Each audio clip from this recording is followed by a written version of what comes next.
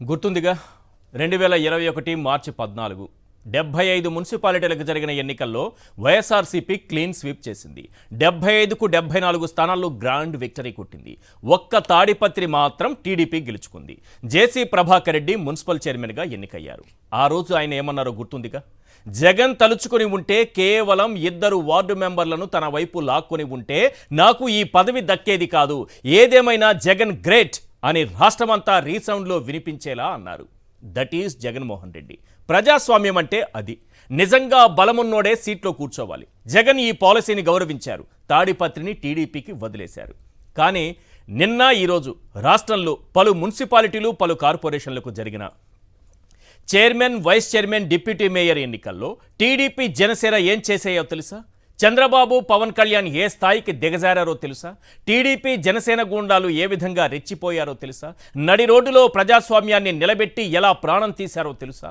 ఒక్క తిరుపతిలో వారి అరాచకం ఏ స్థాయికి చేరుకుందో తెలుసా? వైఎస్ఆర్సీపీ కార్పొరేటర్ల బస్సుపై దాడి చేసి, మహిళా కార్పొరేటర్ల గాజులు పగలగొట్టి, బూతులు తిట్టి, భయభ్రాంతులకు గురిచేసి 8 మంది కార్పొరేటర్లను కిడ్నాప్ చేసి తీసుకెళ్లారు. ఇదంతా పోలీసుల సమక్షంలోనే జరిగింది. దీన్నే బాబు రాజ్యంలో బరితెగింపు అంటారు. 48 స్థానాలకు గాను కేవలం ఒక్క స్థానం కలిగిన టీడీపీకి డిప్యూటీ మేయర్ పదవి ఎలా దక్కుతుంది? ఇక నెల్లూరులో ఒక్కటంటే ఒక్క కార్పొరేటర్ బలం కూడా లేని టీడీపీకి డిప్యూటీ మేయర్ పదవి ఎలా దక్కుతుంది? తాలిబన్లలా బరితెగిస్తేనే దక్కుతుంది. అదే చేశారు. తిరుపతి టు హిందూపురం, పాలకొండ టు పిడుగురాళ్ల, అన్ని చోట్ల అదే చేశారు. అయినా ఓ డిప్యూటీ మేయర్, ఓ వైస్ చైర్మన్ అరాచకాలతో ఇలాంటి పదవులు గెలిస్తే టీడీపీకి వచ్చే లాభమేంటి? వాటిని కోల్పోవడం ద్వారా వైఎస్ఆర్సీపీకి కలిగే నష్టమేంటి? ఇక్కడ ప్రజలు చూస్తోంది లాభ నష్టాలను కాదు, బాబు రాజ్యంలో బరితెగింపును. ఓ 10 పాయింట్లు చెబుతాను. ఈ బరితెగింపు ఏ స్థాయిలో ఉందో మీరే డిసైడ్ చేయండి. పాయింట్ నెంబర్ 1, తిరుపతి కార్పొరేషన్లో కేవలం ఒక్క స్థానం గెలిచిన టీడీపీ ఇప్పుడు అక్రమంగా డిప్యూటీ మేయర్ పదవి లాక్కుంది. ఇది బాబు రాజ్యంలో బరితెగింపు అంటే. పాయింట్ నెంబర్ 2, పుణ్యక్షేత్రం తిరుపతిలో మహిళా కార్పొరేటర్ల గాజులు పగలగొట్టి, బూతులు తిట్టి, భయభ్రాంతులకు గురి చేశారు. ఇది బాబు రాజ్యంలో బరితెగింపు అంటే. Point number 3, municipal corporation chairman, mayor, deputy mayor ఎన్నికల్లో అధికార మదంతో రెచ్చిపోయారు. ఇది బాబు రాజ్యంలో బరితెగింపు అంటే. పాయింట్ నెంబర్ 4, తిరుపతిలో బస్సు ధ్వంసం చేసి 8 మంది కార్పొరేటర్లను కిడ్నాప్ చేసి ఉదయాన్నే ఓట్లు వేయించుకున్నారు. ఇది బాబు రాజ్యంలో బరితెగింపు అంటే. పాయింట్ నెంబర్ 5, పోలీసుల సమక్షంలోనే వైఎస్ఆర్సీపీ కార్పొరేటర్ల బస్సుపై దాడి చేసి బలవంతంగా కిందికిడ్చి కిడ్నాప్ చేశారు.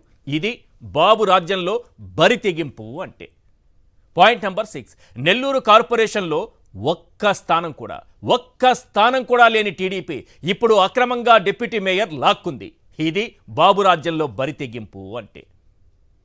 పాయింట్ నెంబర్ 7, హిందూపురంలో బలం లేకున్నా డాకు మహారాజ్ దౌర్జన్యంతో మున్సిపాలిటీ చైర్మన్ పదవి టీడీపీ లాక్కుంది. ఇది బాబు రాజ్యంలో బరితెగింపు అంటే. పాయింట్ నెంబర్ 8, నూజివీడులో మున్సిపల్ వైస్ చైర్మన్ పదవి కోసం స్వయంగా మంత్రి పార్థసారథే కౌన్సిలర్ల ఇళ్లకు వెళ్లి బెదిరించారు. ఇది బాబు రాజ్యంలో బరితెగింపు అంటే. పాయింట్ నెంబర్ 9, టీడీపీ, జనసేన గూండాల దౌర్జన్యాలు, అరాచకాలు ప్రపంచానికి చూపించే మీడియా ప్రతినిధులపైన దాడి చేశారు. ఇది బాబు రాజ్యంలో బరితెగింపు అంటే. Point number 10, Tirupati to Hindupuram, Palakonda to Piduguralla, అన్ని చోట్ల ఎల్లో తాలిబన్లు రెచ్చిపోయారు. ఇది బాబు రాజ్యంలో బరితెగింపు అంటే. నేను ఇంతకుముందు చెప్పాను, 2021 మార్చి 14 75 మున్సిపాలిటీలకు జరిగిన ఎన్నికలకు జరిగినటువంటి వాటిలో కౌంటింగ్ జరిగితే 75లో 74 మున్సిపాలిటీలను వైఎస్ఆర్సీపీ కైవసం చేసుకుంది. తాడిపత్రిలో మాత్రమే 16 స్థానాలు వైఎస్ఆర్సీపీకి వస్తే 18 టీడీపీకి వచ్చాయి. ఒక్క స్థానాన్ని ఇతరులు గెలుచుకున్నారు. Very simple.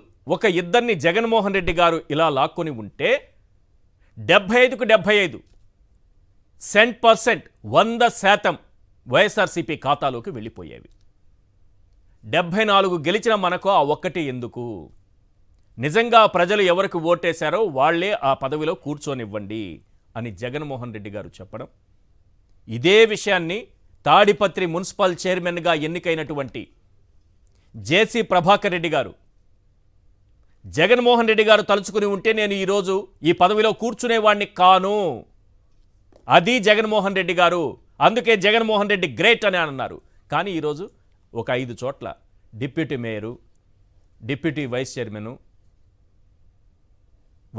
Municipal vice chairman, deputy mayor, chairman పదవుల కోసం ఇంత బరి తెగించి, ఇన్ని దాడులు చేసి, ఇన్ని ప్రలోభాలు చేసి, ఇన్ని దౌర్జన్యాలు చేసి, ఎల్లో తాలిబన్లంటే ఇలా ఉంటారా అని రాష్ట్రమంతా చూసేలా ఆ ఒక్క స్థానం గెలవడం వల్ల వీళ్ళకి వచ్చేది లేదు, వాళ్ళకు పోయేది లేదు. కానీ చేసినటువంటి దౌర్జన్యాలు, ప్రజాస్వామ్యాన్ని కూని చేసినటువంటి విధానాలు ఏ స్థాయిలో ఉన్నాయంటే, పవిత్ర పుణ్యక్షేత్రం తిరుపతిలో ఈ స్థాయిలో ఎవ్వరూ ఇప్పటి వరకు ఇలాంటి సంఘటనలు చూడలేదు. మహిళల గాజులు పగలగొట్టారు, మహిళా కార్పొరేటర్లు బూతులు తిట్టారు, లాగి కిందికి పడేశారు, 8 మందిని కిడ్నాప్ చేసి తీసుకెళ్లారు.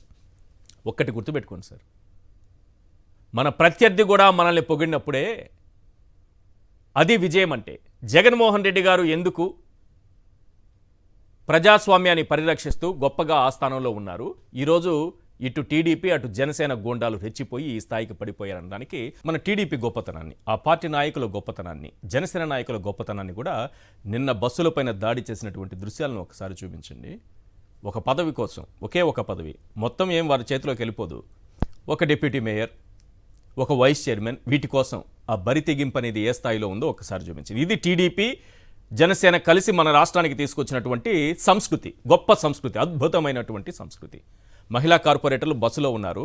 ఆ బస్సు ఆల్మోస్ట్ ఎక్కడైతే వెన్యూ ఉందో ఆ స్థలానికి చేరుకుంది. కాసేపట్లో ఓటింగ్ జరగబోతుందనగా నిన్న అడ్డుకున్నారు. ఏ విధంగా కొడుతున్నారు చూడండి. బస్సుల అద్దాలు ఎలా పగలగొట్టారో చూడండి. మహిళా కార్పొరేటర్ల గాజులు పగలగొట్టారు. చుట్టూ పోలీసులు ఉన్నారు, రక్షణ వలయం ఉంది. మళ్ళీ ఉండగానే 8 మంది కౌన్సిలర్ని కిడ్నాప్ చేసి తీసుకెళ్ళిపోయారు. 8 మంది కౌన్సిలర్ని కిడ్నాప్ చేసి తీసుకెళ్ళిపోయారు. ఆ 8 మందితో మళ్ళీ వీడియోలు కూడా రిలీజ్ చేశారు. మేము సురక్షిత ప్రాంతాలకు తరలిపోయాము అని. సురక్షిత ప్రాంతాలకు ఎందుకు తరలిపోవాలి? అక్కడ పోలీసులు ఉన్నారు కదా. పోలీసులకు మించిన సురక్షిత ప్రాంతాలు ఉంటాయా? పోని తీసుకెళ్ళిన ఆ నలుగురు 8 మందిని కిడ్నాప్ చేసి తీసుకెళ్లారు కదా. 4 వీడియోలు ఏమి రిలీజ్ చేసినట్టున్నారు. వాళ్ళు ఈరోజు వచ్చారు కదా, సురక్షిత ప్రాంతాలకు తరలిపోయిన వాళ్ళు కదా. అది వైఎస్ఆర్సీపీకి సంబంధించినటువంటి బస్సు కదా. ఆ బస్సులోనే ఓటింగ్ కోసం అక్కడికి వచ్చారు కదా. అక్కడి నుంచే కదా కిడ్నాప్ తీసుకెళ్లారు. మరి సురక్షిత ప్రాంతానికి పోయిన వాళ్ళు వచ్చి మళ్ళీ వైఎస్ఆర్సీపీకి కదా ఓటు వేయాలి. వైఎస్ఆర్సీపీ నిలబెట్టిన అభ్యర్థికి కదా ఓటు వేయాలి. టీడీపీకి ఎందుకు వేశారు? టీడీపీ ఎలా గెలుస్తుంది? ఈ లాజిక్ ఎలా మిస్ అయిపోతారు వీళ్ళందరూ? అక్కడ తిరుపతి ఎస్పీ ఆయన ఉన్నారు. ఆయన సమక్షంలోనే, పోలీసుల సమక్షంలోనే, అంటే కొద్ది దూరంలోనే ఓటింగ్ జరగాల్సిన ఎస్వి యూనివర్సిటీలో వెన్యూ, ఆ కొద్ది దూరంలోనే ఆ బస్సును ఆపి, ముందు రోజు చిత్తూరులో ఉంటే చిత్తూరుకి వెళ్ళి అక్కడ ఆరణి శ్రీనివాసులు గారు ఎమ్మెల్యే, ఆయన కుమారుడు ఆరణి మధు అనుకుంటాను, ఆయన వెళ్ళి గుండాలతో పాటు వెళ్ళి గుండాలను తీసుకెళ్ళి అక్కడ దౌర్జన్యం చేశారు. అక్కడి నుంచి వచ్చి కరుణాకర్ ఇంటి దగ్గర తలదాచుకున్నారు. అక్కడి నుంచి నిన్న ఎక్కడైతే వెన్యూ ఏర్పాటు చేశారో ఎస్వి యూనివర్సిటీ, అక్కడికి వెళ్తూ ఉంటే కరెక్ట్గా పట్టుకున్నారు. ఒక కొద్ది దూరం ఉండగానే దాడి చేశారు.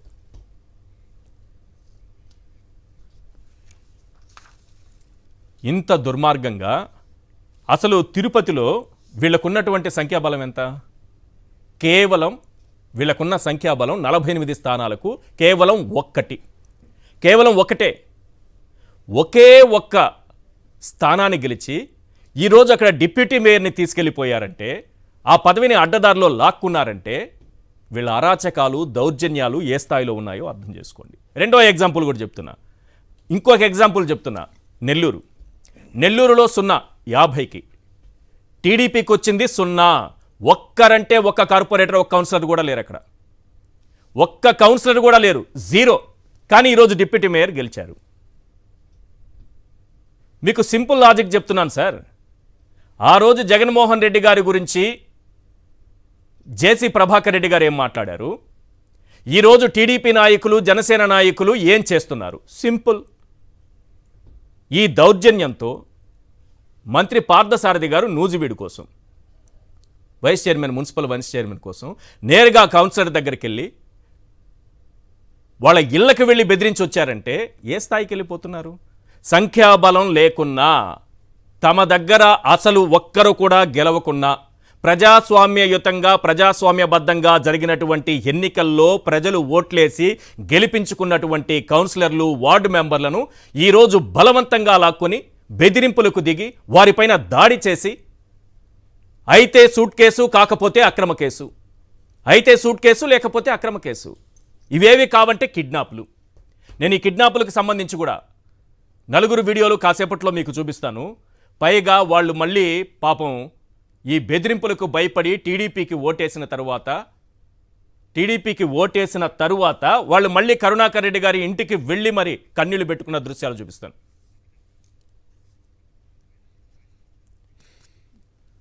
ఇంకా విషయం ఏంటంటే, తుని, పాలకొండ, పిడుగురాళ్ళ ఈ 3 చోట్ల కోరం లేకపోయినా, కోరం లేదంటూ వాయిదా వేసుకున్నారు. అంటే మన వైపు ఎవరైనా రాకపోతే, బలవంతంగా రాకపోతే, మన వైపు రానప్పుడు దీన్ని ఎలాగైనా వాయిదా వేయాలి. తిరుపతిలో ఏమో కిడ్నాప్ చేసి కోరం లేక వాయిదా పడింది, కిడ్నాపులు చేశారు. ఎక్కడున్నారు మనుషులు? 50% ఉండాలి కదా, లేదు. ఇక్కడ తుని, పిడుగురాళ్ళ, పాలకొండ కోరం లేకుండా చేశారు, వాయిదా పడేలాగా చేశారు. అంటే అక్రమ మార్గంలో ఏదో ఒక విధంగా తమ దగ్గర సంఖ్యాబలం లేకున్నా ఏదో ఒక రకంగా ఆ ఒక్క పదవి కొట్టేయాలి. ఏం సాధిస్తారు ఈ పదవితో?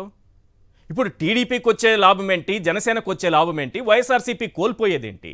మీ అరాచకాలు బయటపడడం తప్ప, మీ దౌర్జన్యాలు బయటపడడం తప్ప, మీ కిడ్నాపులు బయటపడడం తప్ప, మీ ఎల్లో తాలిబన్ల యొక్క దుశ్చర్యలు బయటపడడం తప్ప ఇంకేమైనా సాధించగలిగారా? ఇది జరిగింది రాష్ట్రంలో. అసలు ఏం చేయాలనుకుంటున్నారు ఈ రాష్ట్రాన్ని?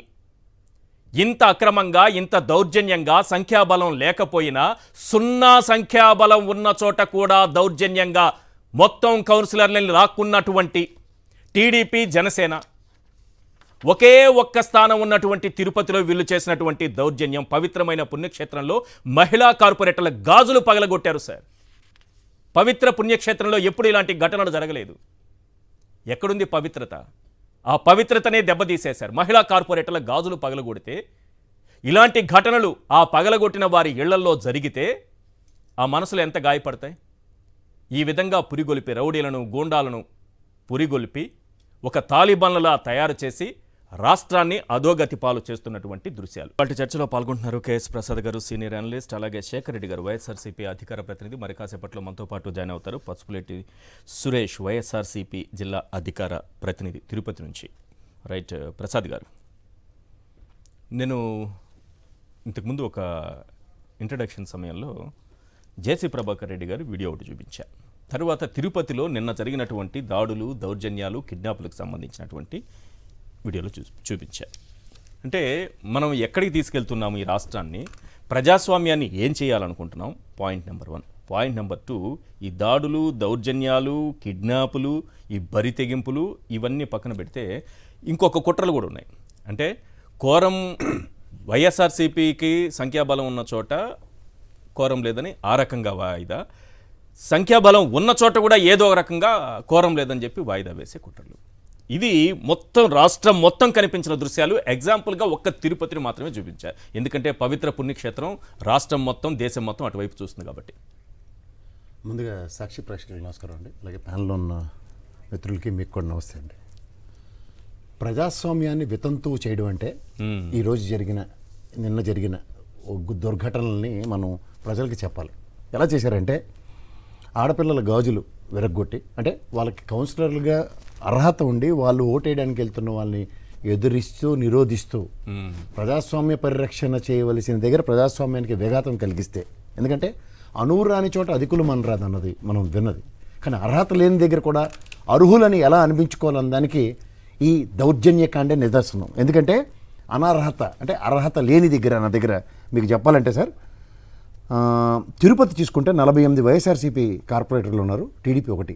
ఏలూరు నగరపాలక సంస్థలో వైఎస్ఆర్సీపీకి 47, టీడీపీకి 3, వైఎస్ఆర్సీపీకి 54, 0 ఎక్కడ నెల్లూరు. హిందూపూర్లో 29 వైఎస్ఆర్సీపీ, టీడీపీ 6, బీజేపీ 1, ఇతరులు 2. అలాగే పాలకొండ నగర పంచాయతీ వైఎస్ఆర్సీపీ 17, టీడీపీ 3. తుని మున్సిపాలిటీలో వైఎస్ఆర్సీపీ 30, టీడీపీ 0. పిడుగురాళ్ళు మున్సిపాలిటీలో వైఎస్ఆర్సీపీ 33, టీడీపీ 0.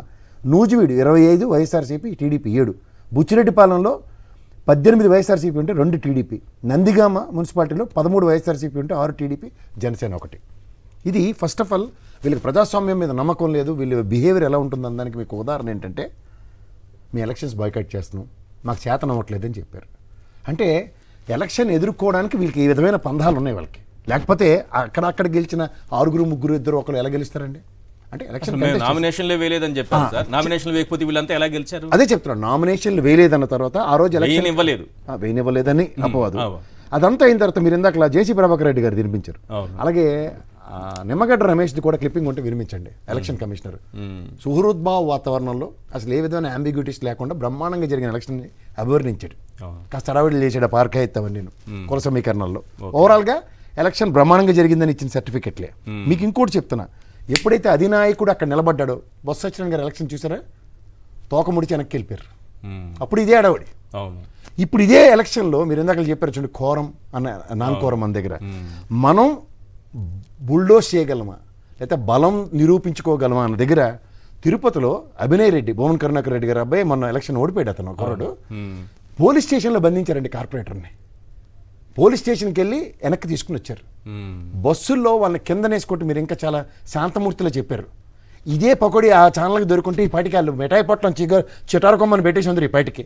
ఎందుకంటే వీళ్ళు తిరిగి వాళ్ళని తంతుంటే భయభ్రాంతులకు గురై ఇవాళ పవన్ కరుణాకర్ రెడ్డి గారి ఇంటికి వెళ్ళి ఆద్యంతో వాళ్ళు ఏడుస్తూ చెప్పుకుంది ఏంటి తెలుసా సార్, మాకు చచ్చిపోవాలని ఉంది sir, because we are totally helpless. ఎందుకంటే అసలు అర్హతే లేదండి వాళ్ళకి. ఏ ప్రాస్పెక్ట్లో వాళ్ళు నిలబడుతున్నారో ఒకసారి ఆలోచించుకోండి. వైస్ చైర్మన్లుగా లేకపోతే మున్సిపల్ కార్పొరేషన్లో చిన్న పదవి కోసం వాళ్ళు చూడండి, ఆయన పక్కన ఎలా ఏడుస్తున్నారు చూడండి. నిజంగా అంతరాత్మ ఘోషకి వాళ్ళు ఖచ్చితంగా ఆయన చూడండి, ఆయన అంత బ్రహ్మాండంగా పదే మంది గాంధీ అన్నట్టుగా ఆయన ఓదరుస్తున్నాడు. అంటే నేను అంటుంది ఎఫర్ట్స్ అన్నవి ఇప్పుడు నిజంగా తిరుగుబాటు ధోరణి అన్నది మనం కూడా ప్రదర్శించాలి, లేదా వైఎస్ఆర్సీపీ తిరగబడాలంటే it's a matter of fact. ప్రజా బడబాగ్ని నిజంగా మీరు రాజ్యంతో నేను గమనించగలిగితేనండి, తండోపతండాలుగా జరుగుతున్న తరలితున్న శ్రేణుల్ని పోలీసులు నిరోధిస్తుంటే ఆడపిల్లలు తిరుపతి పరిసర ప్రాంతాల్లో ఒక ఆడవిడ మాట్లాడిన వీడియో వినండి సార్. ఇది ప్రజాస్వామ్యమా? ప్రజాస్వామ్యంలో మాకు హక్కు లేదా? మీరుండి కూడా మమ్మల్ని భక్షకుల్లా నిర్బోధిస్తుంటే ఏం చేయాలని ప్రశ్నిస్తుంది ఆవిడ. వీళ్ళని ఈ విధంగా బుల్డోస్ చేసుకుంటూ ఉండి పోలీస్ స్టేషన్లోనే నిర్బంధాలకు గురి చేస్తూ కౌన్సిలర్కి భావ ప్రకటన స్వేచ్ఛ లేకపోతే ఓటు వేసుకునే స్వేచ్ఛ వాళ్ళకి ఇవ్వకుండా ప్రజాస్వామ్యంలో క్యాంపు రాజకీయాలు చూసాం సార్. క్యాంపుల్లోకి వెళ్ళి తన్నారు కార్యక్రమాలకు ఇది ఎక్కడ ఓడి దొరకండి. అంటే అధికార మదంతో, అధికార దర్పంతో, అధికారం చెలాయించడానికి, అధికారం కోసం ఎంత దిగజారుడుతానని ప్రదర్శిస్తారా? మరి దీనికి ప్రజాస్వామ్యాన్ని పేరు పెడితే నాకు తెలియకడుతుంది సార్, ఈ ఎలక్షన్ కమిషన్ అన్న గుడ్డు గురానికి ఫలితవుతుందా సార్? కంప్లైంట్ ఇస్తే వాళ్ళు ఏం చేస్తారండి? అసలు నాకు ఏదో మౌనముని వ్రతాలు, గౌతమ్ బుద్ధుడి వ్రతాలు పెట్టుకుని ఏమైనా కూర్చున్నారా? అరే మీకు అసలు డెకోరమే లేదు. అసలు on what basis and what capacity your people are raising your voice? ఇంత ఈ హ్యుమానిటీ గ్రౌండ్స్ని కూడా పరిరక్షించుకుంటే ఇలా చెదగొట్టేస్తుంటే మనుషుల్ని ఎక్కడిది? ఆ బస్సు ఎరగొట్టిన దాంట్లో ఎవరైతే ఎరగొట్టాడో అతను రక్తం అండి లోపల ఉన్న కార్పొరేటర్ల మొహం మీద పడిందంట, ఆడవాళ్ళ మీద వాళ్ళ మీద. అంటే వాళ్ళు ఎంతకి తెగిస్తున్నారు చూడండి, వాళ్ళ ప్రాణాలు కూడా పణంగా పెట్టి ఇది ఎక్కడ దరిద్రం అండి. సార్ వైఎస్ఆర్సీపీ వాళ్ళు వాళ్ళ ఓటు వాళ్ళు వేసుకోవడానికి వెళుతున్నారు, టీడీపీ జనసేన గుండాలు దాడి చేయడం ఏంటి, బస్సును ఆపడం ఏంటి, పోలీసులు ఏం చేస్తున్నారు, ఆ బస్సు పైన దాడి చేయడం ఏంటి, బలవంతంగా కిడ్నాప్ చేసి 8 మందిని తీసుకెళ్లిపోవడం ఏంటి? పోలీసులు ఏం చేస్తారంటే సార్, మంది మార్బలంతో వాళ్ళ దర్పాన్ని ప్రదర్శిస్తున్న దగ్గర ఎవరు ఏం చేయలేరు సార్. ఇప్పుడు గతంలో చూడండి మీరు తపేలా ఛానల్ త్రూగా మనకి చెప్పేది ఏంటి, అసలు నామినేషన్ ఏనివ్వకుండా అడ్డేశారు ఇవన్నీ అన్నప్పుడు వీళ్ళు 6, 3, 2 ఎలా గెలిచారు? దీని మీద ప్రశ్నించట్లేదు. అంత సేమ్ సినారియో మీరు ఒకటి గమనించగలిగితే, ఎప్పుడైతే వాళ్ళు ఈ విధంగా ప్రజాస్వామ్యాన్ని భ్రష్టు పట్టించడానికి ముందు వచ్చారో దాని జరుగుతున్న పరిణామాలను కాస్త మీరు గమనించుకోగలిగితే, ఎప్పుడైతే వాళ్ళు దీన్ని ఒక ఎలాంటి క్రియేట్ చేశారంటేనండి, సమ్ సెట్ ఆఫ్ పీపుల్ దీనికి ఓట్ వేయడానికి ఎవరైతే ఉన్నారో కొంచెం పల్చగా ఉన్న వాళ్ళని, ఈ పాట ఉన్న వాళ్ళని కొడితే చాలు అనుకున్నారు. మీరు ఆ వీడియో క్లిప్పింగ్లు చూపిస్తే సార్ నిజంగా వాళ్ళు, నేను ఒక్క నిమిషం మీరు నాకు టైం ఇస్తే నేను ఒక్క వీడియో చూపిస్తా చూడండి.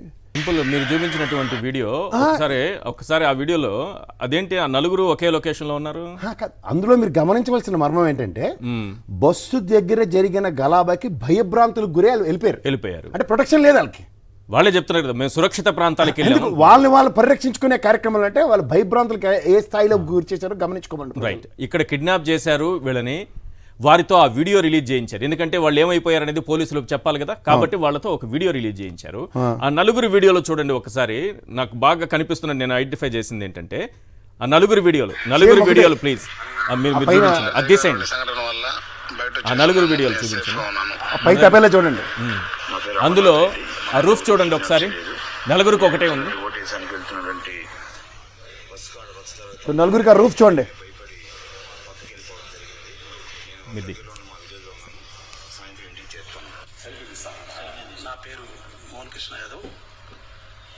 నలుగురు చూడండి ఒకే చోట్లో ఉన్నారు. ఇక్కడ పాయింట్ ఏంటంటే, ఆ వీడియో తీసేయండి. అక్కడ పాయింట్ ఏంటంటే నెంబర్ 1, పోలీసుల సమక్షంలోనే వాళ్ళు వెళుతున్నటువంటి వైఎస్ఆర్సీపీ కార్పొరేటర్లు కౌన్సిలర్లు వెళుతున్నటువంటి బస్సు పైన దాడి చేశారు. సింపుల్. ఆ కౌన్సిలర్లు వెళుతున్న బస్సు పైన దాడి చేశారు. వాళ్ళు సురక్షిత ప్రాంతానికి వెళ్ళిపోయాం అన్నారు. భయపడి, అంటే పోలీసులు ఉన్నా సరే సురక్షిత ప్రాంతం. ఇప్పుడు సురక్షిత ప్రాంతానికి వెళ్ళిన వాళ్ళు మరుసటి రోజు వచ్చి ఓటేస్తే, అది వైఎస్ఆర్సీపీ బస్సు కదా, ఓటు వేస్తే ఎవరికి వేయాలి? వైఎస్ఆర్సీపీకి వేయాలి. కానీ ఎవరికి వేశారు? టీడీపీకి వేశారు. మరి ఇది కిడ్నాప్ కదా? భయం కంటిన్యూషన్ చూడండి. ఆ భయం కంటిన్యూషన్. తర్వాత వాళ్ళు వచ్చి ఒకసారి కరుణాకర్ రెడ్డి గారు కలిసి ఏ విధంగా కన్నీళ్లు పెట్టుకున్నారు అనేది, వాళ్ళు ఏ రకంగా భయపెట్టారనే దానికి ఒక నిదర్శనం. ఆ దృశ్యాలు ఒక్కసారి చూపించండి. వాళ్ళు చెప్పింది కూడా సార్, ఏకంగా మాకు చచ్చిపోవాలని ఉంది సార్ అని చెప్తున్నారు. ఇదేంటి మళ్ళీ వచ్చి వాళ్ళు ఏడ్చుతూ ఓటేసి వచ్చి ఆ స్థాయిలో భయపెట్టారు వాళ్ళని? భయపెట్టడం సార్, వాళ్ళు చెప్పింది అంటే మాకు చచ్చిపోవాలని ఉంది సార్, బతకాలను కూడా లేదు, ఎంత ఘోరంగా ఎంత మానసికంగా మమ్మల్ని హింసిస్తుంటే ఏం చేయాలన్నది. కుదరండి.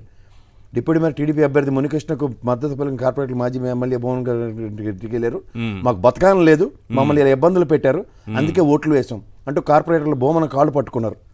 అనీష్ మోహన్ యాదవ్, అనిల్ అమర్నాథ్ రెడ్డి అనే కార్పొరేటర్లు కిడ్నాప్ చేశారంటూ వారిని భూమన మీడియా ముందు ప్రవేశపెట్టారు.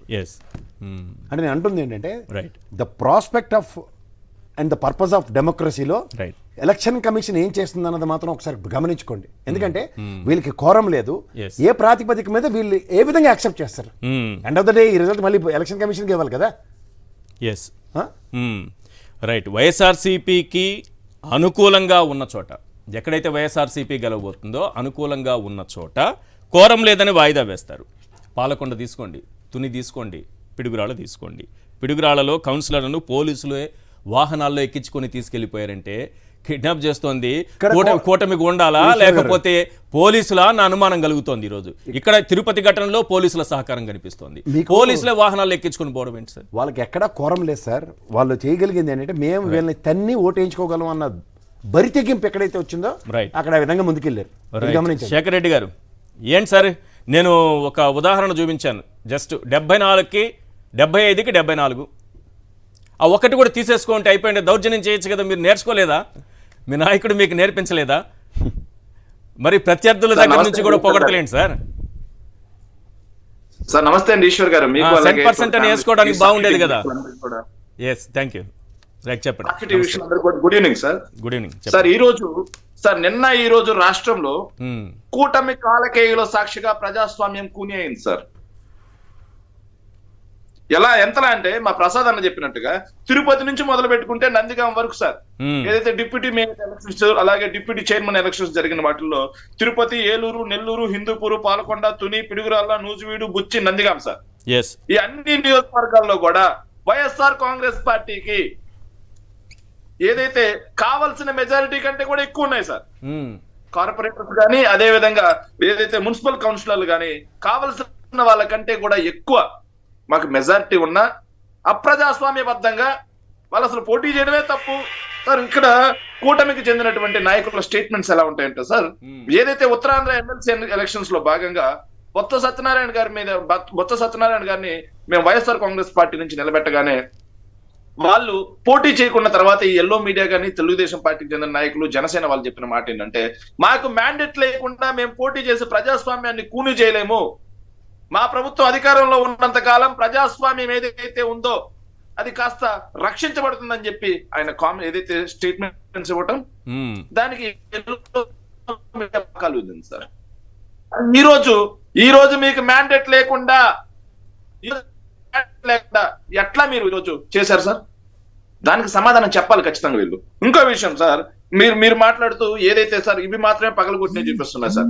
ఇది 10 రోజుల క్రితం నుంచి తిరుపతిలో దీనికి సంబంధించిన బ్యాక్గ్రౌండ్ వర్క్ స్టార్ట్ అయింది సార్. వాళ్ళు 10 రోజుల క్రితం నుంచి సార్ ఏదైతే సార్ తిరుపతిలో 42వ డివిజన్ ఏదైతే కార్పొరేటర్ గా ఉన్నటువంటి శేఖర్ రెడ్డి సార్, ఆయన పేరు కూడా నా పేరే సార్ పాపమైన, మీరు మా పార్టీకి ఓటేయకపోతే నీ అపార్ట్మెంట్ మొత్తం కూలగొడతాం. ఆయన డిప్యూటీ మేయర్ రేస్ లో ఉన్నారు కదా, వైఎస్ఆర్సీపీ తరపున డిప్యూటీ మేయర్ రేస్ లో ఉన్నారు ఆయన. అవును సార్, ఆయన కాస్త ఎందుకైనా మాకు మద్దతు ఇకపోతే నీకు ఏదైతే ఉందో అది కూలగొడతాం అని చెప్పేసి బెదిరింపుల పర్వానికి కూడా లేవనెత్తారు సార్. సార్ నాకు అర్థం కాలేదు సార్, ఇంకొక విషయం కూడా తెలియదు సార్, ఇక్కడ ప్రజాస్వామ్యం కాపాడబడుతుందా లేదైతే తుంగలో దొక్కబడుతుందా? అతని ఇల్లు కాస్త కూలగొట్టే టైంలో వీళ్ళు చెప్పిన మాట ఏంటంటే మున్సిపాలిటీ అనుమతులు లేవు, అనుమతులకి కరెక్ట్ గా లేవు అని చెప్పారు సార్. రాష్ట్రంలో వ్యవస్థల్ని మొత్తాన్ని పరిపాలించే ముఖ్యమంత్రి ఈరోజు అక్రమ నివాసంలో ఉంటున్నాడే. రాష్ట్రాన్ని పరిపాలించే ముఖ్యమంత్రి యొక్క అక్రమ నివాసాన్ని అధికారిక నివాసంగా ఈ ప్రభుత్వం సిగ్గు లేకుండా నిస్సిగ్గుగా ప్రకటించిందే. మరి సామాన్య ప్రజల ఇల్లులు మాత్రం మీకు సపోర్ట్ చేయనంతకు మాత్రాన సామాన్య ప్రజలు, సామాన్య వైఎస్ఆర్ కాంగ్రెస్ పార్టీ నాయకులు ఇల్లులు మాత్రం అప్రజాస్వామికం అయిపోయా, అక్రమ కట్టడాలు అయిపోయా. ఎంత దారుణం సార్. సార్ వాళ్ళకి మ్యాండేట్ ఉంటే కాదు సార్, ఒకటి తిరుపతి లాంటి పవిత్ర పుణ్యక్షేత్రంలో ఆ పవిత్రతను ఇంతకాలం అందరూ కాపాడుకుంటూనే వస్తున్నారు. ఏంటి ఇది ఇలాంటివి ఎప్పుడైనా చూసారా, ఇలాంటి ఘటనలు తిరుపతిలో? సార్ దారుణమైన ఘటన సార్. 48 స్థానాలు వైసీపీ గెలుచుంటే కేవలం ఒక్క స్థానం గెలిచినటువంటి టీడీపీ, అరణి శ్రీనివాసులు సార్, ఇందులో జనసేన పాత్ర కూడా దండిగా ఉంది సార్. నేను తెలుగుదేశం పార్టీ ఒక్కదాన్ని మాట్లాడట్లేదు. జనసేన పార్టీ ఒక రౌడీ పార్టీగా మారిపోయింది, జనసేన పార్టీ ఒక అరాచక శక్తిగా మారిపోయింది సార్. ఎందుకంటే సార్ అక్కడ స్థానిక ఎమ్మెల్యేగా ఉన్నటువంటి అరణి శ్రీనివాసులు యొక్క తనయుడైనటువంటి మదన్ చేసినటువంటి దురాగతం ఎంతది, భయభ్రాంతులు ఎంత గురి చేశాడు. చిత్తూరు కూడా వెళ్ళి అక్కడ తల దాచుకొని ఉంటే అక్కడ కూడా హోటల్ పైకి అక్కడికి వెళ్ళి హోటల్ పైన దాడి చేశారట. అదే సార్, యాక్చువల్లీ ఇంతకు ముందు ఏదైతే మా కేసు ప్రసాద్ అని చెప్పాడు సార్, ఏం చెప్పారంటే సార్ క్యాంపు రాజకీయాలు నేను చాలా చూశాను సార్, కానీ క్యాంపు రాజకీయాల్లో క్యాంపుల్లోకి జ్వరబడి దాడి చేయడం అనేది ఎక్కడ చూడలేదని సార్. చంద్రబాబు నాయుడు గారు క్యాంపు రాజకీయం చేస్తే అక్కడికి ఎన్టీ రామారావు గారు రిక్వెస్ట్ చేసుకున్నారు తప్పిస్తే నీ క్యాంపు మీద తెగబడలేదా చంద్రబాబు నాయుడు గారు? మీరే క్యాంపు రాజకీయాల దగ్గరకు వచ్చి రండయ్య అని పిలిస్తే మీరే తెగబడ్డారు. ఆ రోజు రిక్వెస్ట్ చేయడానికి వచ్చినటువంటి ఎన్టీ రామారావు మీద దాడికి తెగబడింది మీరే. మా వైసీపీ ఏదైతే కౌన్సిలర్లు కార్పొరేషన్ ఏదైతే కార్పొరేటర్ల మీద దాడికి తెగబడుతుంది కూడా. ఇది నిజంగా సార్, ఇది నిజమైన కాలకేయుల ప్రభుత్వం. ప్రజలు కూడా గమనిస్తున్నారు సార్ వీళ్ళు ఎంత. ఇక్కడ అందరూ ఇంకో మాట చెప్పాలి కాదు, పోలీసులు ఉన్నారు, అధికారులు ఉన్నారు, కలెక్టర్ ఉన్నారు, ఎన్నికల కమిషన్ కి ముందుగానే ఫిర్యాదు కూడా చేశారు. వీటన్నిటిపైన ఇంతమంది ఉండి, ఇన్ని వ్యవస్థలు ఉండి ఇలాంటి దౌర్జన్యాలు, దాడులు, అక్రమాలు, ఈ బరి తెగింపులు, లేకపోతే ఈ కిడ్నాపులు ఇవన్నీ ఎలా జరుగుతాయి సార్? రాష్ట్రంలో ఏదైతే డాక్టర్ బిఆర్ అంబేద్కర్ గారు రాసినటువంటి భారత రాజ్యాంగం ప్రకారం పరిపాలన జరిగితే, సిఆర్పిసి ప్రకారం పోలీసులు పనిచేస్తే ఇలాంటి ఘటనలు ఉండవు సార్. ఇది కేవలం నారా లోకేష్ గారు రాసినటువంటి రెడ్ బుక్ రాజ్యాంగం ప్రకారం ఈ రోజు పాలన జరుగుతుంది కాబట్టి, రెడ్ బుక్ రాజ్యాంగంలో ముఖ్యమైన పాయింట్లు 4 ఉన్నాయి సార్. 1 ప్రలోభ పెట్టు, 2 డబ్బులు ఆశ చూపెట్టు, 3 దౌర్జన్యం చేయి, 4 కొట్టు, చంపు, ఇలాంటివన్నీ రాసి ఉంటుంది కదా సార్, కేసులు పెట్టి అలాంటివన్నీ వాటిలో భాగంగా జరుగుతున్నాయి సార్. రెడ్ బుక్ రాజ్యాంగం పుణ్యమా అని చెప్పి రాష్ట్రానికి ఏదైతే వీళ్ళు చెప్తున్న రెడ్ బుక్ రాజ్యాంగం పుణ్యమని రాష్ట్రానికి రావాల్సిన పరిశ్రమలు రాకుండా పోయాయి, రాష్ట్రానికి రావాల్సిన పెట్టుబడులు రాకుండా పోయాయి, కేంద్ర ప్రభుత్వంలో బడ్జెట్ కూడా లేకుండా పోయింది. ఆఖరికి ఇలాంటి దురాఘాతాలకు తెగబడి రాష్ట్రాన్ని ఇంకే అధోగతి స్థాయికి తీసుకెళ్తారో మనకి భవిష్యత్తు నిర్ణయిస్తుంది సార్. ఇంకొక చిన్న మాట చెప్పండి ముగిస్తాను సార్. వైఎస్ఆర్ కాంగ్రెస్ పార్టీ అధికారంలో ఉండగా మేము తాడిపత్రి సీట్లు లాక్కోవాలి అంటే కరెక్ట్ గా 10 నిమిషాలు ట్రై చేస్తే 11 నిమిషాలు 5 నుంచి 6 మంది కార్పొరేటర్లు సైడ్ వచ్చేవాళ్ళు సార్, కౌన్సిలర్లు. కానీ జగన్మోహన్ రెడ్డి గారు చెప్పారు అని చెప్పేసి మేం చెప్పుకోవడం కాదు, ఇప్పుడు తాడిపత్రిలో ఉన్నటువంటి మేము చెప్పుకోవడం కాదు, ఆ తాడిపత్రికి చెందినటువంటి జే ప్రభాకర్ రెడ్డి గారే చెప్తున్నారంటే అది మా నిబద్ధత సార్. అది ఖచ్చితంగా మా నిబద్ధత. అది ఇంకొక మాట కూడా చెప్పాలి సార్, వీళ్ళు ఈ రోజు ఏదో డిప్యూటీ మేయర్ పదవులు, డిప్యూటీ చైర్మన్ పదవులు లాగేసుకుంటే వైఎస్ఆర్ కాంగ్రెస్ పార్టీ అయిపోతుంది, వైఎస్ఆర్ కాంగ్రెస్ పార్టీ పని అయిపోతుందంటే ఇంతకు మించిన పిరికి పంద చర్య, ఇంతకు మించినటువంటి ఏదైతే దుశ్చర్య లేదు సార్. ఎందుకు చెప్తున్నామంటే సార్, మా పార్టీ అధికారంలోకి రాకముందు సార్ ఏదైతే 2014 విషయం చెప్తున్నాను సార్ నేను, 2014 నుంచి 19 మధ్యలో 23 మంది ఎమ్మెల్యేలు కొంటే అదరని బెదరని పార్టీ వైఎస్ఆర్ కాంగ్రెస్ పార్టీ. ఎంపీలను కొంటే అదరని బెదరని పార్టీ కాంగ్రెస్ Yes. పార్టీ. అంతకెందుకు సార్, దివంగత వైఎస్ వివేకానంద రెడ్డి గారు స్థానిక సంస్థల ఎలక్షన్స్ లో పోటీ చేస్తే, స్థానిక సంస్థల ఎమ్మెల్సీకి సంబంధించి పోటీ చేస్తే, అప్పుడు మా స్థానిక సంస్థల సభ్యుల్ని కిడ్నాపులకి చేసి క్యాంపు రాజకీయాలు చేసి ఇట్లాగే గెలిచారు. గెలిచి వైఎస్ఆర్ కాంగ్రెస్ పార్టీ అయిపోయింది, ఇక్కడ మేము కాంగ్రెస్ ఏదైతే గెలిచేసామని చెప్పి సంబరాలు అంబరాన్ని అంటించారు. చివరికి ఏమైంది సార్ 2019లో? రైట్. ప్రజలకు అన్ని గమనిస్తున్నారు సార్, Right. ప్రజలు ఎవ్రీథింగ్ గమనిస్తున్నారు. వీళ్ళు ఏదైతే కూటమి ఇచ్చిన హామీలను ఒక్కటి కూడా నెరవేర్చకుండా ఆల్రెడీ ప్రజల్లో అసంతృప్తిని రేకొట్టుకున్నారు. ఇలాంటి చర్యలు కూడా చేపట్టి ప్రజల దృష్టిలో మీరు ప్రజాద్రోహులుగా, ప్రజలకు శత్రువులుగా మారబోతున్నారు సార్ ఈ కూటమి ప్రభుత్వం. రైట్. ఇక్కడ ఒక విషయం చెప్పాలి సార్. తిరుపతిలో మొత్తం 49 డివిజన్లకు గాను వైఎస్ఆర్సీపీ 48, టీడీపీ 1 గెలుచుకుంది. అయినా డిప్యూటీ మేయర్ని ఎగరేసుకుపోయారు అడ్డదారిలో అక్రమంగా. ఏలూరు నగరపాలక సంస్థ మొత్తం 50, వైఎస్ఆర్సీపీ 47, టీడీపీ 3. నెల్లూరు నగరపాలక సంస్థ 54, YSRCP 54, TDP 0. Hindupuram municipality 38, YSRCP 29, TDP 6, BJP 1, ఇతరులు 2. అంటే వీళ్ళకి బలం లేకపోయినా ఈరోజు పదవులు కొట్టేశారు. రెండోది అత్యంత ప్రధానమైనది ఏంటంటే వైఎస్ఆర్సీపీకి అనుకూలంగా ఉన్నటువంటి చోట కూడా కోరం లేదని వాయిదా వేస్తున్నారంటే అధికారుల సహకారం ఏ రకంగా ఉందో అర్థం చేసుకోవచ్చు. పాలకొండ, తుని, పిడుగురాళ్ళు అయితే మరీ ఆశ్చర్యం. పోలీసులే కౌన్సిలర్ని, వైఎస్ఆర్సీపీ కౌన్సిలర్ని తీసుకెళ్లిపోయారు. ఇక్కడ నేను ఎందుకు ఈ మాట చెప్తున్నానంటే, పోలీసుల గురించి ఎందుకు ఆ మాట చెప్పాల్సి వస్తుంది, పిడుగురాళ్ల ఎగ్జాంపుల్ ఎందుకు చెప్తున్నానంటే, తిరుపతిలో నిన్న బస్సుపై దాడి జరిగిన దృశ్యాలు మళ్ళొక్కసారి చూపించండి. చాలా ముఖ్యమైన పాయింట్ ఒకటి ఉంది. ఒక్కసారి ఆ దృశ్యాలు ప్రసారం చేయండి ప్లీజ్. అక్కడ చూస్తున్నాం కదా, టీడీపీ నాయకులు శంకర్ యాదవ్, ఒక రెడ్ సర్కిల్లో మనిషి కనిపిస్తున్నారు, శంకర్ యాదవ్. మనకందరికి కనిపిస్తున్నారా? అక్కడ పోలీసులు ఉన్నారా? ఎస్పీ ఉన్నారా? అందరం చూస్తున్నామా? ఆ దృశ్యాల్లో అక్కడ కనిపించినటువంటి ఆ వీడియోకు సంబంధించి అతను మాత్రమే కనిపిస్తున్నారు, శంకర్ యాదవ్. ఇంకా అలాంటి వాళ్ళు చాలామంది గూండాలు అక్కడ ఉన్నారు. కానీ నిన్న ఈ ఘటన పైన ఇంత దౌర్జన్యం చేసి, ఇన్ని దాడులు చేసి, బస్సు అద్దాలు ధ్వంసం చేసి, భయభ్రాంతులకు గురి చేసి, ఆడవాళ్ల మహిళా కార్పొరేటర్ల గాజులు పగలగొట్టి, వారిని బూతులు తిట్టి, మరీ దుర్మార్గమైన మాటలు, మనం మళ్ళీ రిపీట్ చేయలేని మాటలు, కిడ్నాపులు చేస్తే పోలీసులు పెట్టిన కేసేంటో తెలుసా సార్? చాలా ఆశ్చర్యకరంగా బస్సు అద్దాల ధ్వంసంపై కేసు. ఎస్వి యూనివర్సిటీ వద్ద వైసీపీ కార్పొరేటర్లు వస్తున్న బస్సు డోరు అద్దాలు గుర్తు తెలియని వ్యక్తులు ధ్వంసం చేశారు. ఒకసారి స్క్రీన్ పైన చూపించండి సార్. గుర్తు తెలియని వ్యక్తులు ధ్వంసం చేశారని పోలీసులు కేసు నమోదు చేశారు. ఇంతకంటే దుర్మార్గం ఉంటుందా? బస్సు అద్దాల ధ్వంసంపై కేసు. ఎస్వి యూనివర్సిటీతో వైసీపీ కార్పొరేటర్లు వస్తున్నటువంటి బస్సు డోరు అద్దాలను గుర్తు తెలియని వ్యక్తులు ధ్వంసం చేశారట.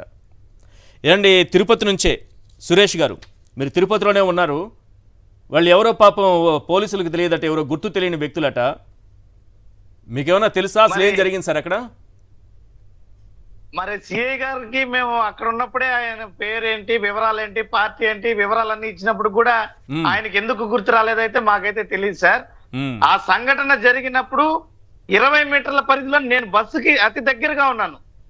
కానీ వైఎస్ఆర్సీపీ పార్టీ శ్రేణులు వస్తుంటే ఇమీడియట్లీ బ్యారికేడ్లను పెట్టి కనీసం అడుగు కూడా ముందుకెనివ్వలేదు మమ్మల్ని. సార్, మా కార్పొరేటర్ల మీద దాడి జరుగుతుంది, మమ్మల్ని వెళ్ళనివ్వండి, వాళ్ళని రక్షించాలి, అక్కడ మహిళలు ఉన్నారు, ఎంపీ గారు ఉన్నారు, నగర ప్రథమ పౌరురాలు మేయర్ గారు ఉన్నారు, దయచేసి మమ్మల్ని అక్కడికి వెళ్ళనివ్వండి, మేము ఎటువంటి ప్రతిదాడులు చేసేదానికి కాదు, వాళ్ళని రక్షించుకోవడానికి వెళ్లాల్సినటువంటి అవసరం ఉందంటే కూడా ఏ మాత్రం కూడా మమ్మల్ని ఒక అడుగు ముందుకు వేయనివ్వలేదు. మీకు ఆ విజువల్ కావాలన్నా కూడా నేను పంపుతాను. మమ్మల్ని బ్యారికేడ్లను పెట్టి అక్కడే నిర్బంధించారు.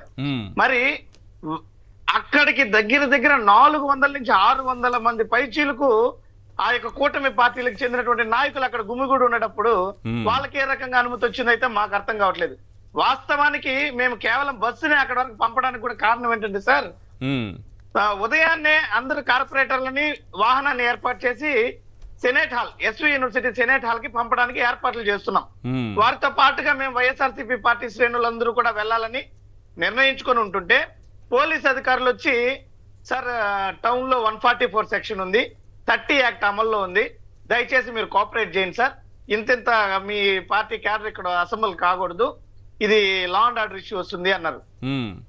వెంటనే కరుణాకర్ రెడ్డి గారు స్పందించి ఎలాగయ్యా ఎలక్షన్ జరుగుతోంది, మీరేమంటే మా పార్టీ క్యాడర్ అంతా డిస్పోజ్ అవ్వమని చెప్తున్నారు, ఇది కరెక్ట్ కాదు కదా, అవతల పార్టీ వాళ్ళు ఆ విధంగా ఇబ్బందులు పెడుతున్నారు, సో మేము మా సెల్ఫ్ ప్రొటెక్షన్ కోసమన్నా మా క్యాడర్ వెళ్లాల్సినటువంటి అవసరం ఉంది కదా అని అడిగితే, లేదు సార్ మా దగ్గర నుంచి పూర్తి స్థాయిలో మేము రక్షణ కల్పిస్తాము, మేము బందోబస్తు మీకు ఇక్కడి నుంచి senate hall, SV university senate hall వరకు మేముండి తీసుకెళ్తామని చెప్పారు మాకు. కరుణాకర్ రెడ్డి గారికి పోలీసులు చెప్పడం జరిగింది. కరుణాకర్ రెడ్డి గారు అప్పటికి కూడా అక్కడికి వచ్చినటువంటి అధికారులపైన నమ్మకం లేక ఎస్పీ గారికి ఫోన్ చేయడం జరిగింది. ఓకే, ఎస్పీ గారు ఈ విధంగా డిపార్ట్మెంట్ వాళ్ళు వచ్చి ఈ రకమైనటువంటి ఇన్స్ట్రక్షన్స్ చేస్తున్నారు, బట్ మేమైతే మా వాళ్ళని ఆ విధంగా పంపలేం కదా, ఓన్లీ కార్పొరేటర్ని వెళ్ళేటువంటి వెహికల్ ని పంపియండి, ఇతర ఏ ఒక్కరు కనీసం ఒక ద్విచక్ర వాహనం పంపడానికి కూడా వీలు లేదని చెప్పారు పోలీస్ అధికారులు వచ్చి.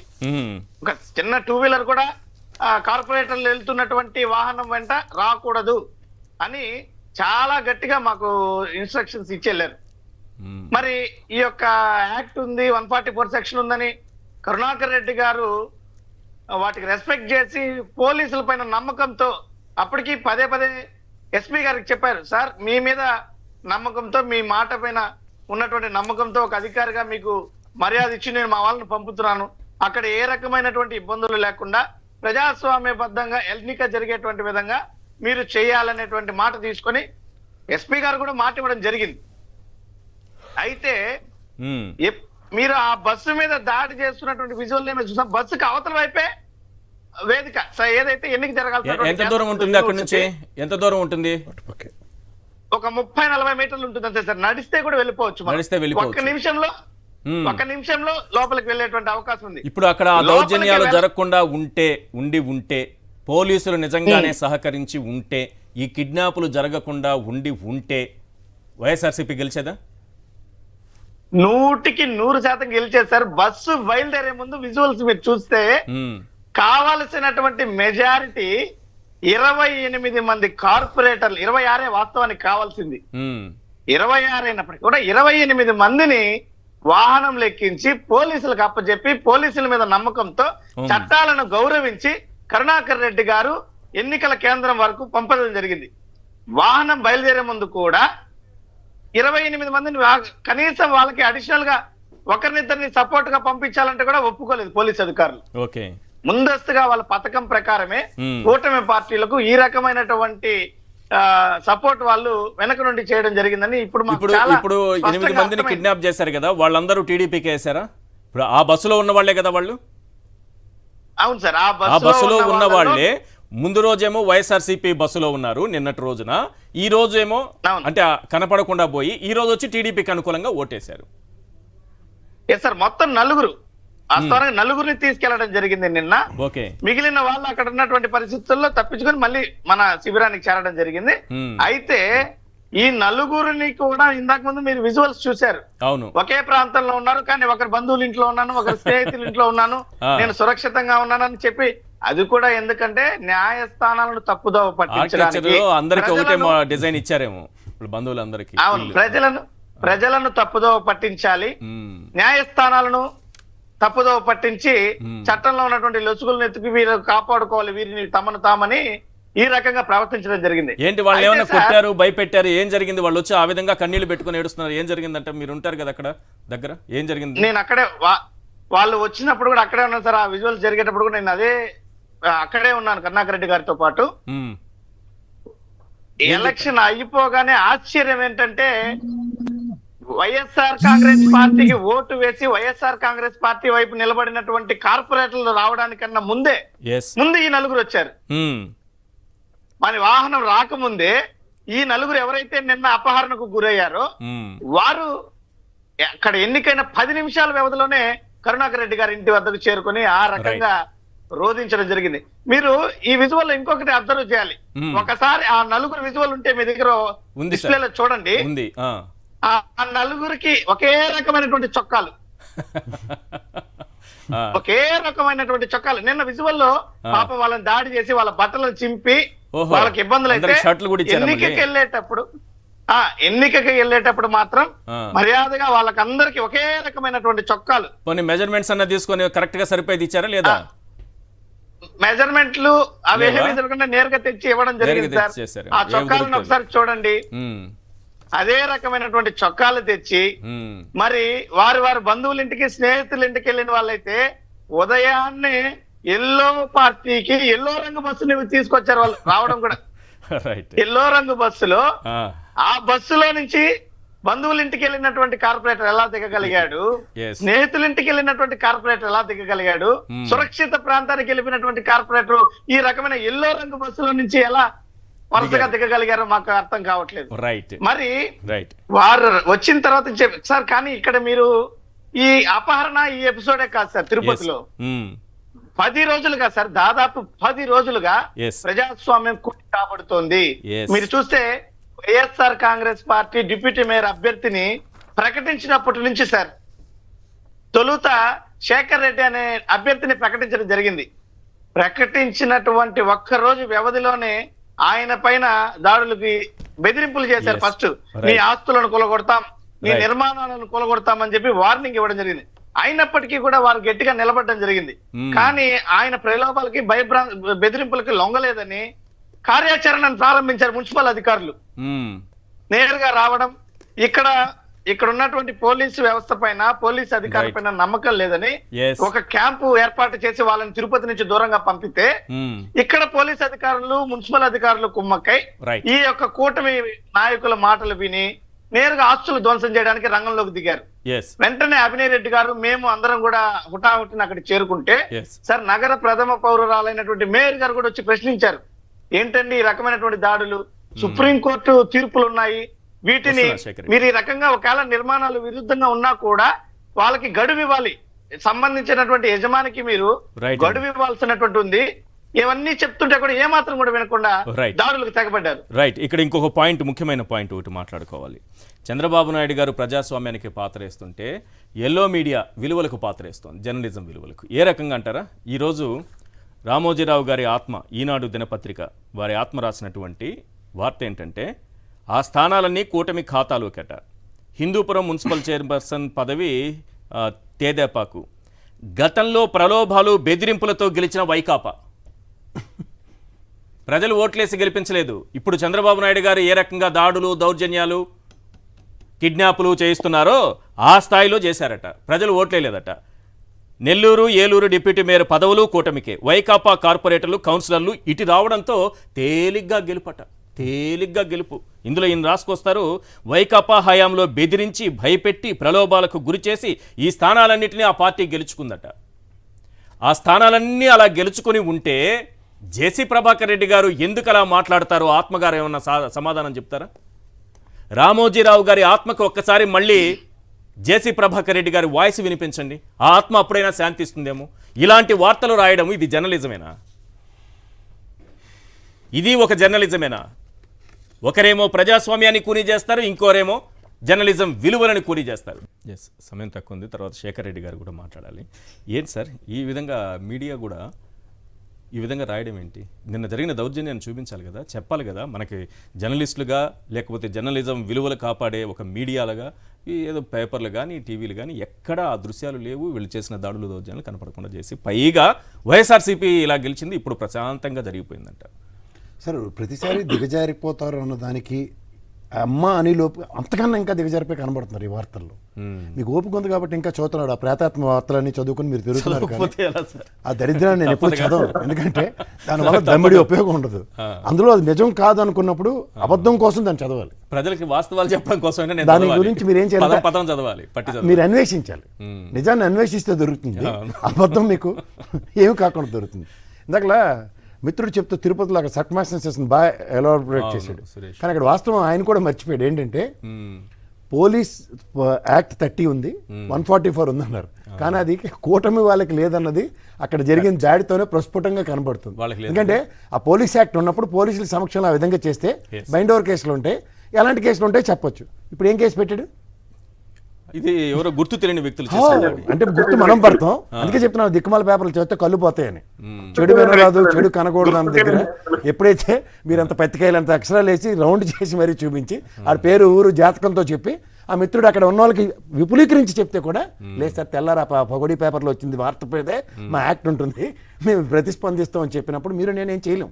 అంటే చెవిలో గులువు తీసి రోజు ఇలా చూపించుకుని కళ్ళు పోయేలా మనం నోరు పోయేలాగా అరుచుకుని చూపించడమే తప్ప వాళ్ళు చదివేది మార్పు రాదా? మార్పు కోసం ఎదురు చూడాలి. ప్రజలన్న మార్పు రావాలి. వాళ్ళు మారరు సార్. మీరు మారరా అన్న సినిమా డైలాగ్కి వాళ్ళు ఎప్పటికీ ఈ రాతలు చూస్తే నవ్వాలో ఎడవాలో అర్థం కాదు. సార్ మీకు తెలుసో తెలీదో మీరు గమనించండి, ఈ వార్త రాసి ముందు ఇంత బొమ్మ వేస్తున్నాడు. అవును, ఆ బొమ్మను చూసి ప్రభావితం అవుతారు. దానికి తోడు వాళ్ళకి తపేలాశాలలోనే వాళ్ళందరూ కెమెరా ఇటు పెట్టండి రా బాబు అంటే 30 మీటర్ల దూరంలో ఉంది. అంటే గోరగింత బస్సు ఇలా తిరిగితే వెళ్ళిపోతారు గేట్లో. కానీ అటుపక్క ఏదో అది ఎక్కడో తిరుపతి కొండల్లో ఎర్రచందనం స్మగ్లింగ్ మధ్యలో వీళ్ళు దొరికినట్టుగా విజువలైజేషన్ ఉంది అనుకోండి, ఏడు చేయగలుగుతారు. అంచేత మనం ఈ తపేలా పేపర్ల కన్నా మీ రిపోర్టర్లు అక్కడ రోజు వాడికి కవచకొండలా లేసి పంపించండి. ఎందుకంటే వాళ్ళు కూడా అందుకని కవచకొండలా లేసి పంపించి. శేఖర్ రెడ్డి గారు కన్క్లూడ్ చేయండి సార్ ప్లీజ్. సార్ నేను ఒక్క విషయం చెప్పాలనుకున్నాను సార్. 144 సెక్షన్ ఉన్నా 30 యాక్ట్ ఉన్నా అక్కడికి ఎలా వెళ్ళగలిగారు, వైసీపీ వాళ్ళు ఎందుకు ఆపారు అనే దాని మీద మనం మాట్లాడుకుంటే సార్ పోలీసుల్లో చాలా వరకు చాలా మంది సార్ ఈ రోజు రెడ్ బుక్ రాజ్యాంగానికి పోలీసులు కూడా భయపడుతున్నారంట సార్. రెడ్ బుక్ రాజ్యాంగం దెబ్బకి ఏమయ్యా మీరు ఎస్పీ కావచ్చు, డిఎస్పీ కావచ్చు, కానిస్టేబుల్ కావచ్చు, ఎవరైనా కావచ్చు, మేము చెప్పినట్టుగా పని చేయకపోతే మీకు అక్కడ పోస్టింగ్లు ఉండవు. రాష్ట్రంలో ఒకే ఒక్క మగాడు ఉన్నాడు దానికి భయపడినాడు, కేఏ పాల్. మీ మీద మా ఎల్లో మీడియాలో పుంకాలుగా దుష్ప్రచారం చేస్తాం. మీ మీద మా ఎల్లో మీడియాలో వైసీపీ పోలీసులు, వైసీపీ ఐపీఎస్లు, వైసీపీ ఐఏఎస్లు అని చెప్పి బుర్ర చల్లుతాం. మేం చెప్పినట్టు ఎవరిని అరెస్ట్ చేయమంటే వాళ్ళని అరెస్ట్ చేసి, ఎవరికి ఏ సెక్షన్ పెట్టమంటే ఆ సెక్షన్ పెట్టి, మా వాళ్ళు చంపినా సరే గుర్తు తెలియని వ్యక్తులు అని చెప్పి కేసులు పెట్టేపాటైతే మీకు మేము పోస్ట్ ఇస్తాం అనే స్థాయిలో రెడ్ బుక్ రాజ్యాంగం నడుస్తుంటే, రెడ్ బుక్ రాజ్యాంగం దెబ్బకి పోలీసులు జడుచుకునే పరిస్థితి ఉంటే ఇక వాళ్ళు మాత్రం ఏం చేస్తాం సార్. కొంతమంది అయితే మరీ పరితెగించి కాకి చొక్కా బదులు పసుపు చొక్కాలు వేసుకొని పనిచేస్తా ఉన్నారు సార్. ఎందుకులేండి సార్ అల్లా పదించి ఇప్పటికే 16 మంది డీజీపీ ఆఫీస్ అటాచ్ ఉన్నారు. చెప్తున్నాను సార్. అంటే కొంతమంది పరిస్థితి, ఇంకొంతమంది చూస్తే ఇది పరిస్థితి. రెడ్ బుక్ రాజ్యాంగం దెబ్బకి పోలీసులే నిశ్చేష్లు అయ్యారంటే ఇక ప్రజాస్వామ్యం ఏమాత్రం పరిరక్షించబడుతుంది? ఈ 4.5 ఏళ్ల పాటు రాష్ట్రం భవిష్యత్ ఏంటి, రాష్ట్ర ప్రజల రక్షణ బాధ్యత ఎవరిది, మహిళల రక్షణ బాధ్యత ఎవరిది అనేది దేవుడే చూసుకోవాలి సార్. రైట్. థ్యాంక్ యూ అండి శేఖర్ రెడ్డి గారు, చర్చలో పాల్గొన్నందుకు. సురేష్ గారు థ్యాంక్ యూ, అలాగే కేఎస్ ప్రసాద్ గారు thank you so much sir. ఇది వాటి చర్చా కార్యక్రమం చూస్తూనే ఉండండి సాక్షి టీవీ.